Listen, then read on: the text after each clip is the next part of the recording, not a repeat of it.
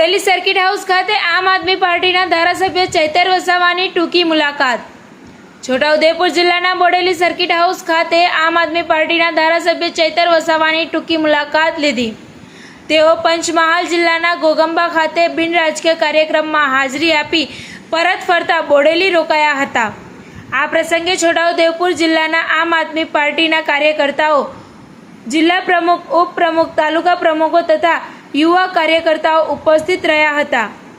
ધારાસભ્ય ચૈતર વસાવાએ આવનારી છોટાઉદેપુર જિલ્લા, તાલુકા અને નગરપાલિકા ચૂંટણીને લઈને ચર્ચા કરતા જણાવ્યું કે આમ આદમી પાર્ટીના ઉમેદવારો સ્વતંત્ર રીતે ચૂંટણી લડશે। સાથે જ ગુજરાતભરમાં જિલ્લા પંચાયત અને તાલુકા પંચાયત ચૂંટણીમાં પાર્ટી પૂરી તાકાત સાથે ઉતરશે અને આમ આદમી પાર્ટી મજબૂત બનાવશે। એવી ચર્ચા બાદ તેઓ સર્કિટ હાઉસ ખાતેથી પોતાની બેઠક પૂરી કરી પરત થયા હતા। ટીવી 18 ન્યૂઝ નેટવર્ક સાથે જય સૈયદ, બોડેલી।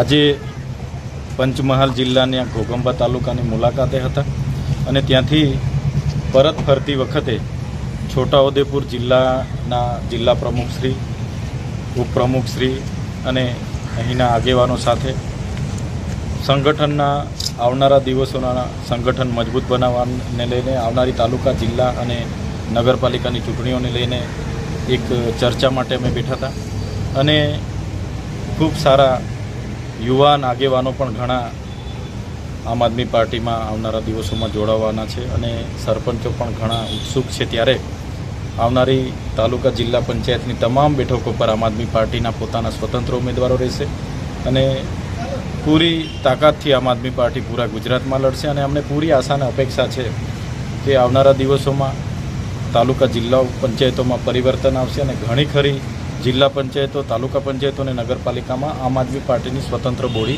બનશે એવી અમને પૂરેપૂરી અપેક્ષાઓ પણ છે। સાહેબ, આજે રાજેશભાઈ લગામીવાળા જે છે કારોબારી અધ્યક્ષ, એ આપની મુલાકાતે આવ્યા હતા, તો એવો આપ પાર્ટીમાં જોડાશે? આજે જે અમારો કાર્યક્રમ ઘોગંબા ખાતે હતો એમાં બિન રાજકીય કાર્યક્રમ હતો। એમાં કોંગ્રેસના પણ ઘણા અગ્રણીઓ, જે આપણા